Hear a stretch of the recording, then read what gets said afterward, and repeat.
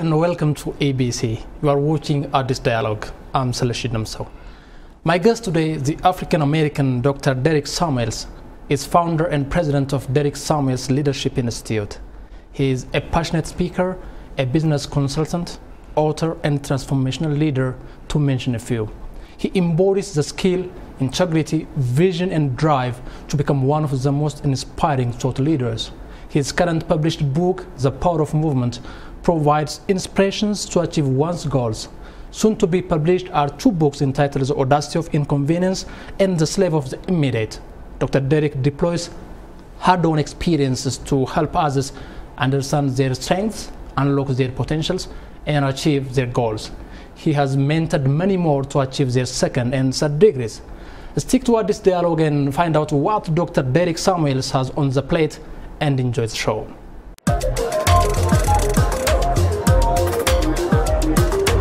Dr. Derrick Samuels. Yes. Welcome to ADDIS Dialogue on ABC. Thank you for having me in the studio. Nice. To begin with, you are referred to as the voice against stagnation. Yes. Give me a sense of what that does mean. You know, I am the voice against stagnation. That means you can't hang around people like me and remain the same. It's not possible. I will talk you out of stagnation. I will drag you out of stagnation. I will move you out of stagnation because I believe in success. And because I believe in success, I am behaving it. And because of behaving it, I'm becoming it. In life, you can only become what you are behaving. And you can only behave what you are believing. And you can only believe what you are beholding. That's the reason I travel all over the world teaching people the power of movement. And if only you can move from one point to point B, you will achieve your goals and you will remain fresh. It's really nice to be the voice against stagnation. Nice, Doctor. You are a passionate speaker, author, and transformational leader, to mention just a few. It is really difficult to catch the attention of an audience in a speech. You are successful in this regard, though.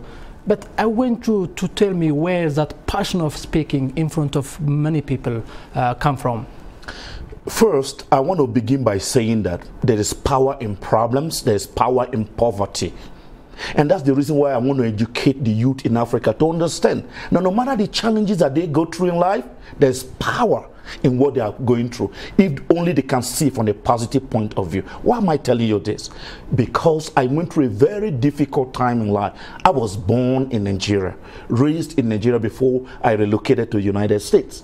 But before then, I was born into a very poor family that even poor people say that we are very poor. You can imagine that. So I began to develop myself. I began to grow towards independency very young, pretty young. And because of that, that establishes some level of confidence in me. But much more than that, you know, when we say you have confidence in life, it means that you have knowledge that is mingled or in collision with robust information. In other words, confidence is when you have information and knowledge and they both ride on the wings of action. That is what is going on for me. That's the reason I can stand in front of so many people to, you know, say something that's so meaningful and they like it, because not only the challenges I went through that pushed me to developing myself, I am a reader. That's why I tell people the only way to become a leader is to become a reader. That is the secret. When you read more, get more information, acquire more skills and knowledge, it naturally flows and it becomes easier for you to be bold in the presence of so many people. Nice verse. To be a good leader, it must be a good reader. To be a good reader. Yes. Well said. That's it. So what do you feel like to stand in front of many people and to share your life experiences and whatsoever? I feel excited. Because the reason I feel excited sharing my experience with people is because, you see, when you share the difficulties that you pass through in life, the challenges you pass through in life, the problems that you went through in life, it resonates with so many people. You see, I like to listen to a lot of people speak, but I prefer those that have experience. You know, it teaches them something. Even though you have a degree, Let's say you have a BSc in economics, or you have a degree in mechanical engineering, whatever form of degree that you have, you still have to find a way. Let's say you don't have a job after graduation. What do? Look for something to do with your hand. Why? I've lived through it. That's why I'm so excited, telling people on the power of movement, because I hate stagnation. Stagnation is the enemy of anybody. Nice. You have a very nice experience to share to others. Your keynote speaking engagements include the UN General Assembly and New York City Construction Engineers Seminar and many more. Tell me a little bit about what it feels to speak like people from different backgrounds, like educator, whatever, business people, people from different backgrounds that come to attend your speech. First of all, I want my audience to understand the power of value.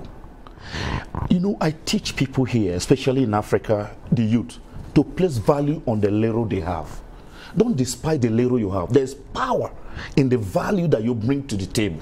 Don't think because you have an accent, don't think because you don't look like some people also, that is a limitation. No, you are perfect, you are strong. All you need is the right knowledge, the right information, and that boldness, having mind, riding on the wing of action. Those are the things that you need. How do I feel when I'm addressing different kind of people? I feel excited. Number one, I am where I belong or I need to be.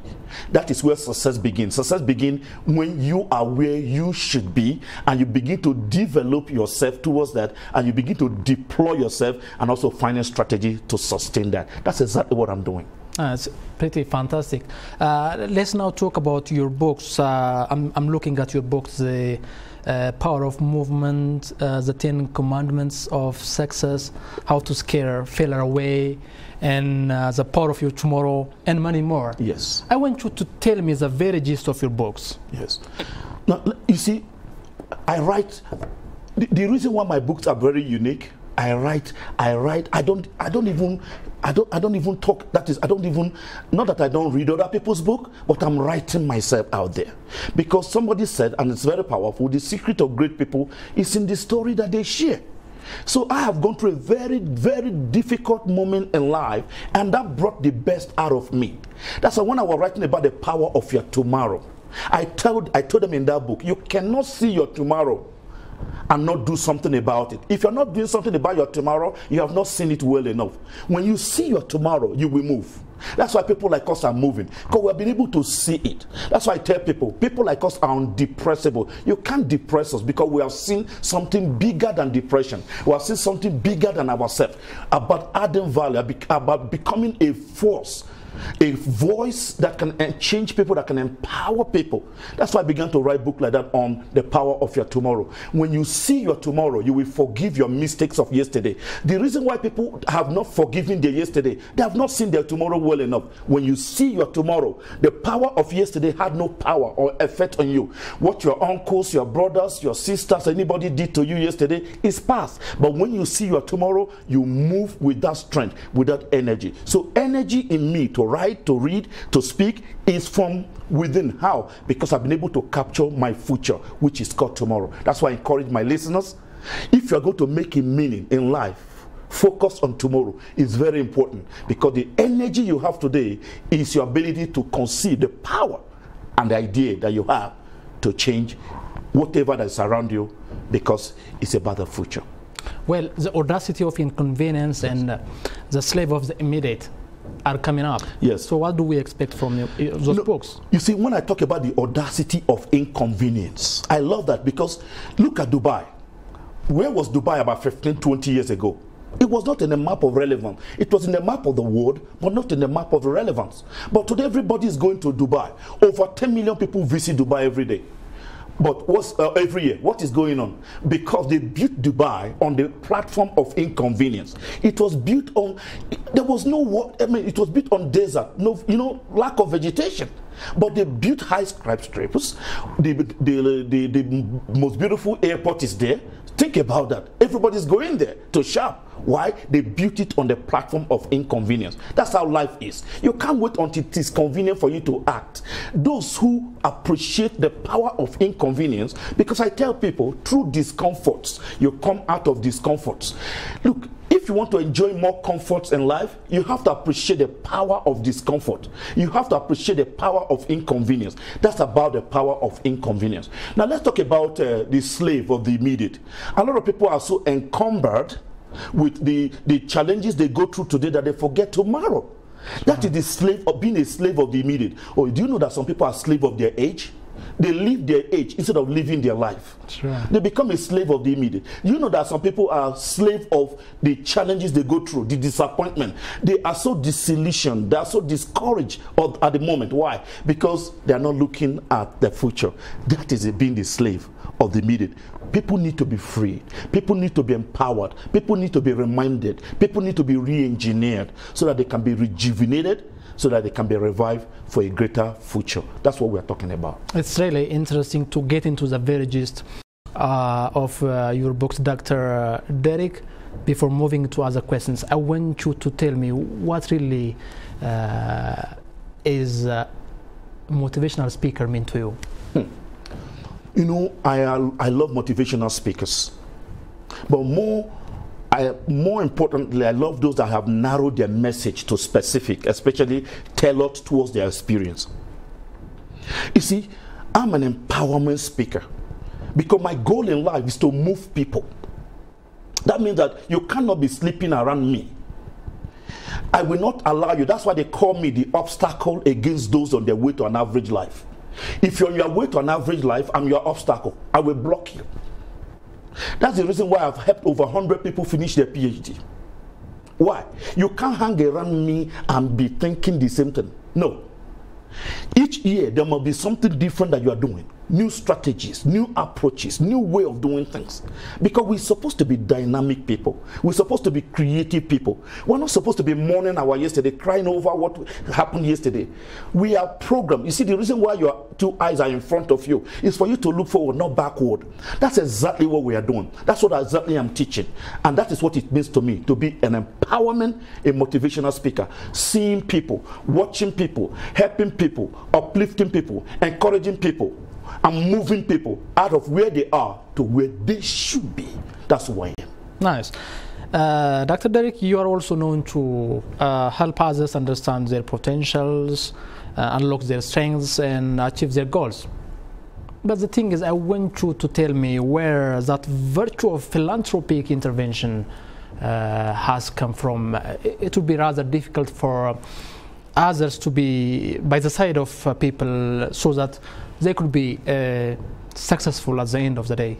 You know, most people don't prefer to be helpful to others, but you do it. Yes. Where does it come from? Understanding. There's a book I'm working on called The Cutting Edge Leadership, Style, Substance, and Sustenance. That book, I'm talking about the power of sacrifice. Leadership is about sacrifice. When you become a leader from the point or from the perspective of sacrifice, that is when you do well. See, when you sacrifice, one of the principles I live on every day, and I wrote about it on the in the 10 Commandments of Success book, is your ability to see sacrifice before rewards. The reason why many people don't succeed, the youth don't succeed, the older generation don't succeed, they're not able to see sacrifice before reward. They see the immediate now. Where is the reward now? Where is the reward now? Do you know that over 5 years ago I started traveling to different African countries? I was not invited. Including Rwanda. Including Rwanda. I even want you to share me your experience while you spoke there. Okay, I will explain that. You see, I started traveling to different African countries. Nobody invited me to so many of those places. I will knock at doors. I can do this. I can teach people. I can empower people. I can encourage people. I was traveling with my money. Traveling, longer flights, staying in the hotels, spending money on this with the little money I earned. But people didn't understand that. That's why I love what Jeff Bezos said. Jeff Bezos, the CEO of Amazon. He said, if you want to be successful, you want to be an entrepreneur, be ready to be misunderstood. You are an entrepreneur yourself too. Yes. Yeah. Be ready to be misunderstood for a long time. People misunderstood me for a long time. Oh, why is he spending his money traveling to all this country, teaching people for free? But it's paying off now. A lot of people are beginning to know me. Each country I go, people want me to talk on their program and organizing program for me. I thank God for those coordinators in various countries that will help me put things together because they believe in my message and the value that I'm driving into people, especially those in the youth, changing their mentality. See, when you have a vision, you can cannot stay in one place. I'm a man of vision. I'm a man of purpose. I'm a man that have captured tomorrow. That's the reason I will not let the youth in Africa to stay stagnant or be crossing the Mediterranean Sea to be doing the work they are not ready to do here. You are not ready to wash plate in the restaurant here, and you want to go wash a plate in the restaurant in abroad. You don't want to clean the street here. You want to go clean the street in abroad. No, we are going to change this mentality. We are strong people. We are powerful people. We are passionate people. That is how I move. Life begins with movement. Success is movement enabled. Failure is movement disabled. Oh, it's really fantastic. I see in you the character of a motivational speaker. As a subject matter expert, you have spoken on a variety of topics, including keys, stagnation, goodbye, yes, global challenges facing African immigrants, the power of education, and the heart of a leader. Your topics are really catchy, aren't they? Yes. Well, I am happy that you noticed that, so thank you. Yeah. So what do you feel like to speak on such catchy topics? I like to be unique. I like to be different. The only way you can differentiate yourself is to do it differently. And that is what it should be. You see, when everybody is doing the same thing that you are doing, somebody somewhere is unnecessary. I don't want to be an unnecessary person. That's why I'm very creative in every way, whether I'm writing my book, I'm speaking, I'm touching on some topic. So I try to be unique. I try to be very unique so that, you know, somebody said, and I love that, when you are unique, you destroy the power of competition. That's the only way. So I love catchy topics because I want to draw the attention of people. For example, kiss your stagnation goodbye. What are the strategies for you to kiss your stagnation goodbye? In messages like that, I let people know the danger of stagnation, the danger of wrong environment, the danger of wrong friendship. All those things, they bring stagnation. The danger of not forgiving your yesterday. All those things bring stagnation. But how, as a champion, how can you look at tomorrow and face it with all excitement? Nice, I see your energy. It's really fantastic. How do you assess your contribution in helping people achieve their goals? Now, how do I do that? You know, I go back again to the power of sacrifice. I go back again to the power of giving. You know, we always hear this word, they that give will receive. That is more blessed to give than to receive. We always hear words like that. But many people don't understand it. It's not about giving money. It's giving yourself, your time, your value. Like in Addis Ababa here, I encourage the youth. Don't be part of those who are throwing the dirt, you know, or no, don't dirty here. Okay, because you're part of the government. When people say, oh, government, you also government. How do I know? Because government is a system. Sure. It's a structure, but people run government, and it's a collective responsibility. Where you say, okay, from here, my house, I'm going to keep it clean. The other person said, their house, they're going to keep it clean. Before you know it, Addis Ababa is clean. But if you throw empty water bottle, boom, on the street, you throw something you ate on the street, you're part of the government, and so you don't have to be pointing fingers to government because you're part of it. If you make here clean, it's clean. Same thing here in Addis Ababa. If you engage yourself in small businesses, you know, you are going to make it great. Nice. Let me now switch to some brief questions. You already raised it, but I want you to emphasize on what African youth should do. These days, we see a lot of Africans prefer to be abroad to working locally and changing their lives. So what would be your advice for the youth to stick to their continent and harness the very vast potential the continent has? I begin by the word, people become what they keep hearing. Especially when they hear the hard truth. I love hard truth. You see, you notice what is going on right now, people traveling through the Mediterranean and they are losing their life. Why are they losing their life? Because most people don't understand that going abroad does not make you great. What makes you great is here. If you're not great here in Africa, inside you, you can't go there and just become great overnight. No. Are we not in Addis Ababa, where we have somebody like Bethlehem, Talihan, who converted used tires to begin to make shoe? She's known all over the world. In fact, I wrote about her in this new book on the youth. The power of believing yourself. But it begins with acceptance. That's why I wrote in this book coming out on the youth, on the 12 life principles, changing for success for the youth in Africa. That life begins, or the power of the youth is rooted in you accepting yourself, appreciating yourself, applauding yourself. When you get to the level of appreciating who you are, that you have value, you can add value, then you begin to believe it. When you believe it, you begin to behave it. You begin to becoming it. That is what it takes. So my message to the youth in Africa is this. You have something of value. The plates you don't want to wash here in Ethiopia, let's say you're a graduate, you don't want to wash plate in the restaurant, you feel it's not a good job for you. Trust me, when you go abroad, that is what you may likely want to be doing, at least as a star. So youth in Africa, what do you have in your hands? Yes, you have a degree, you have a certificate. If it's not bringing you money, why stay at home crying, weeping, and blaming government, and blaming parents? No, you are old enough. Step out of your comfort zone. I told them in a meeting in Uganda not too long, I said, if you have your son or your daughter who is over, let's say 20 years and above, and he or she is staying in your house, you are giving her food or him food, you are buying wristwatches for them, you are buying phone for them, you are buying clothes for them, you are not doing them good. You are inviting poverty. Push them out. That is how to become great. It's tough love, but it's great love. One more brief question. Yes. Dr. Derrick, what is your life principle or philosophy? My life principle is this: the power of movement.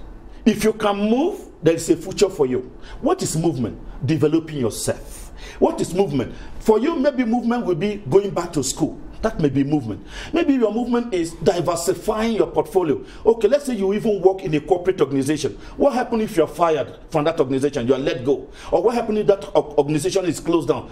Many people, they close when the organization is closed down, they close their life. No, diversify, move. You have 10 fingers for a reason. It's for you to be a man, a woman of many colors. That is how life is. When you add dynamism to your life, you enjoy the dynamics that come with dynamism.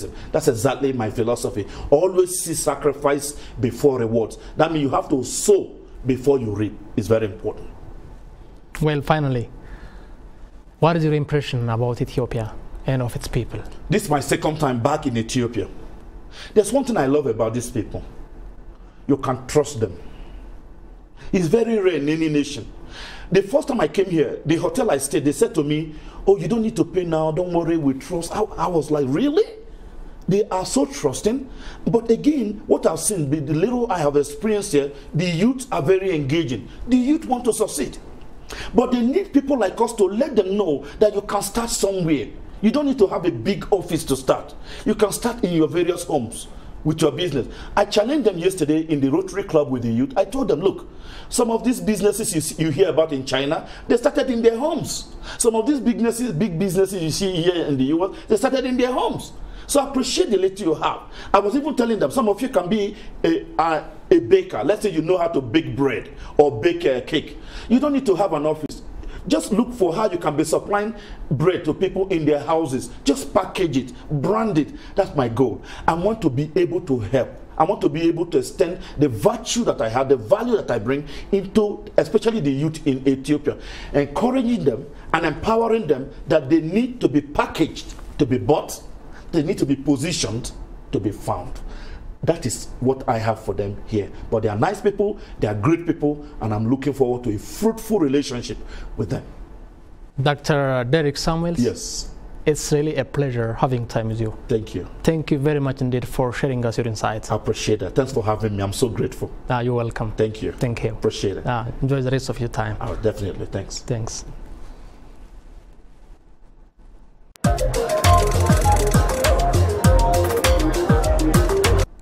I hope you have enjoyed this edition of ADDIS Dialogue. That was all we have for today. But don't forget to tune in next time for yet another guest. Till then, it is goodbye from me, Damso, and the entire crew here. Goodbye for now.